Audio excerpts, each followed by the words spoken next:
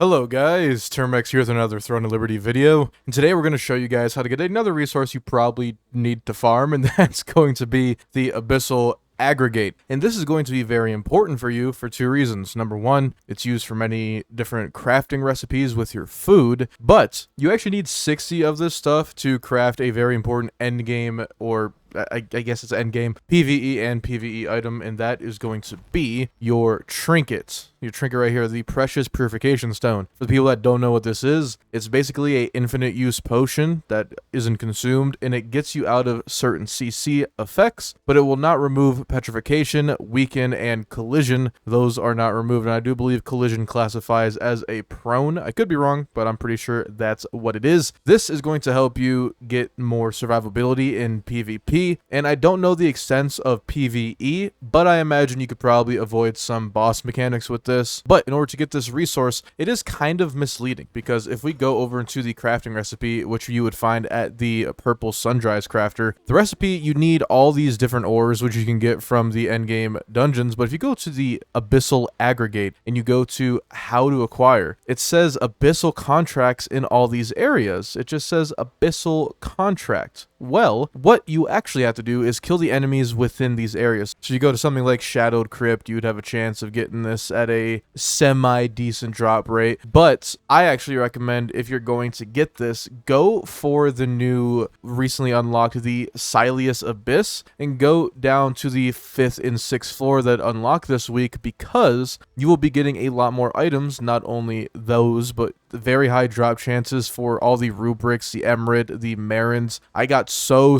many of these from farming down here, and I got a bunch of purples. I don't know, maybe it's a placebo, but I noticed the drop rates here were just exponentially better, and I got a bunch more resources compared to other places. So what you can do is go to the 5th and 6th floor, kill all these enemies, kill the boss, get a group. They also drop some daggers, some other things you could probably sell or use for traits on your items. And this guy also drops the alabaster band, which a lot of people are actually farming for. If you don't want to farm a bunch of abyss tokens, then you could definitely just get it here by farming. But to my knowledge, that is the best ways of getting this. Do not be confused by the abyssal contract. You don't have to do contracts in order to get this. You just have to kill any enemy listed on this list to farm it. But to maximize your gains, your mastery, and all that stuff, I would just do the Sylius Abyss currently. Another thing you should do while doing the open world dungeons, just in general, go to your battle pass, go to the Xena Star Shop, and you can actually buy these things called Mastery Reports and Abundance Fruit. The Mastery Report will give you 30% more weapon mastery XP while you're down there, and it will just help boost it quite a bit. And then the Fruit, on the other hand, will just give you more of your gold coin currency, your Solent, which will allow you to do more things. I was up to like 8 million and I crafted some books. I'm down to 4, but it does help the weapon mastery quite a bit, because if you didn't know, while you're down there, you do get weapon mastery for every single kill. And I'm almost on 11 on the crossbows. I'm slowly getting there, but yeah, that is how you get that, and that's how you'll be well on your way to getting the Precious Purification Stone, or using the Abyssal Aggregate for other items. If you can, drop a quick like on this video, subscribe if you want more Throne of Liberty content, and I'll see you guys later.